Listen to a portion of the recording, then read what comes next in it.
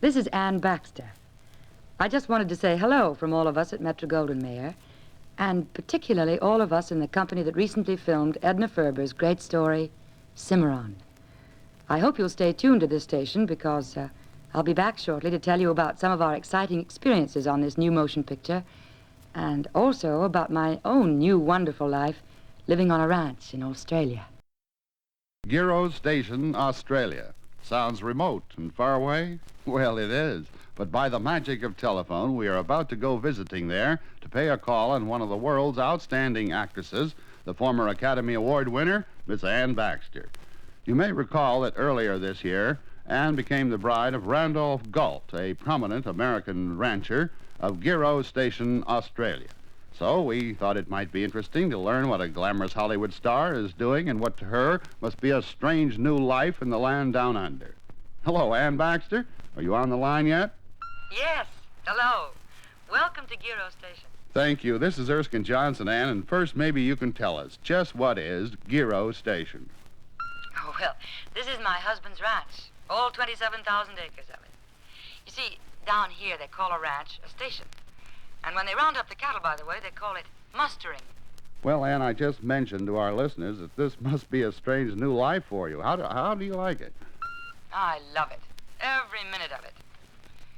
You see, I don't know. I'm a very lucky woman. I really have two worlds, and the best of both. There's one, as an actress in Hollywood, is when I was there recently for my role in Cimarron, the exciting Edna Ferber story.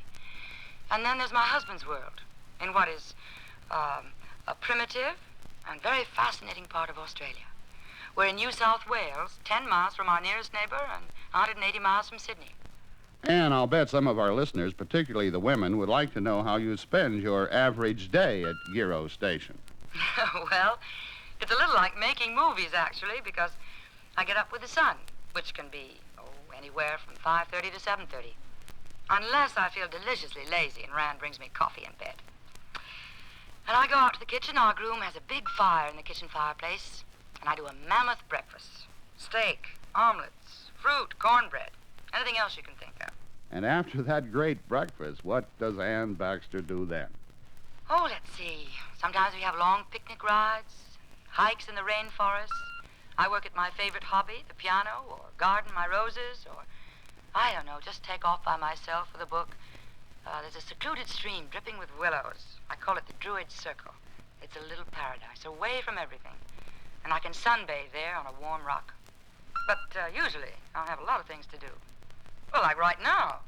You caught me in the act of painting. Is art a hobby of yours, then? Yes. Yes and no.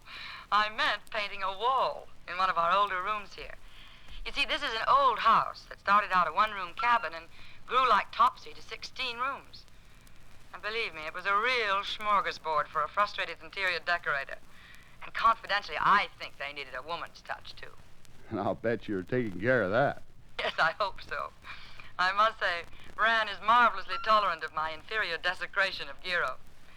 But let me tell you about the rest of my day. After I finish this painting, for instance, I'll climb out of my dirty dungarees and have a marvelous bath. We'll all dress for dinner. Sometimes we dress quite formally, just for the dickens of it, you know. We'll have a big fire in the fireplace, soft music on the phonograph, and the table will be lit by candles, have flowers in the middle, and if I haven't burnt down our big gay kitchen with flaming brandy on the chicken, we'll eat like kings and queens. Well, that sounds like a fascinating life, Anne, and quite a contrast to the glamour of Hollywood, but I hope it doesn't mean that pictures are losing you. My husband and I both feel I should continue my career. And when an exciting role, something really interesting comes along, I'll do it. Like your role in Cimarron? Yes, that's a good example.